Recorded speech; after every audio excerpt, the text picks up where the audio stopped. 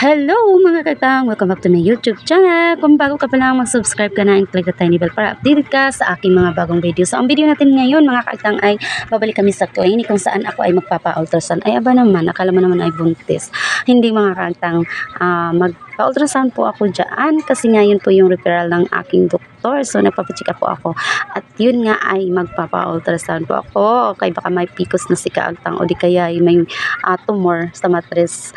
Ayan mga kaagtang, nag-aantay kami dyan mga kaagtang sa doktor. Bakit naman kasi ang tagal?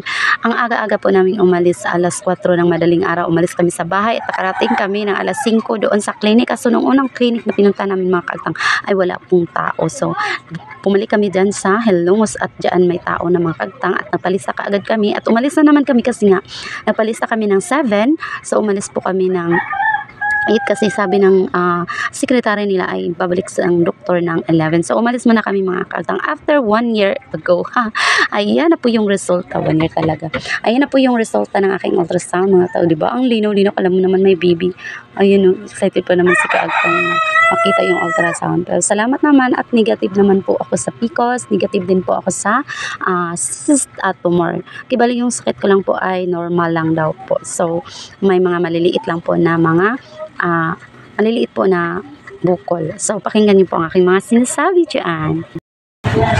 Basahin pa ko ng doktor. Babalik kami check up sa doktor mamaya.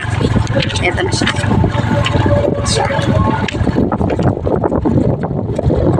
Ito siya. So, kailangan pa kami magpa-check up ulit sa doktor mismo para basahin niya. O, diba? Nandito na kami sa Baptist Hospital mga kaagtang. Ayan. Sa aming katagal-tagal naman ang hiniintay na naman kami ng ilang oras, ilang araw, ilang taon. Kasi wala na naman yung doktor ko nung nag-check up ako. Wala din yung doktor na ubigay ni ko. So, ayan. Dating gawin, intay na naman kami ng mga ilang oras na naman. So, parang gusto ko nang umuwi dyan mga kaagtang kasi nga napakatagal ang doktor nila. Biruin mo alas 12 pumunta na kami dyan para mauna kami talaga sa pila. Tapos, tumating yung doktor ng mag-aalas 4 na. So, grabe talaga yung struggle ko dyan kasi nga gusto ko na matulog, gusto ko inantok ako. Tapos yung isa kong kasama ay nag-aalala na din siya kasi gusto niya mangisda. Wala naman talagang isda. At ayun na nga mga kaagtang, natapos na din ako, hindi ko na nakuha na ng video kasi nga po ay bawal. So, nakauwi na kami at salamat naman at maganda naman yung result na binasa ni Doc at binigyan lang ako ng mild na gamot kasi mild lang naman yung sakit ko, yung bukol na maliliit lang, kaya lang tunawin ng mga gamot na niresita ni Doc. So, wala naman pong ikabahala at ay maganda naman po yung result niya.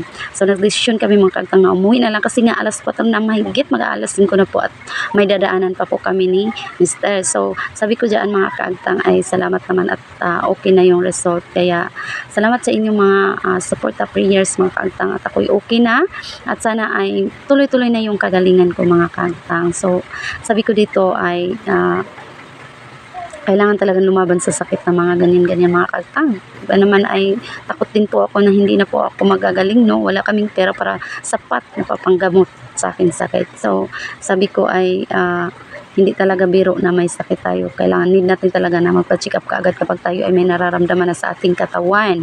Ayan. Para hindi na po tayo maging magasto lalo o malala pa lalo sa ating katawan ang mga pagpapatagal ng pagpapacheck up mga kaagtang. So, yun lang po mga kaagtang. Thank you for watching. God bless everyone. Babu!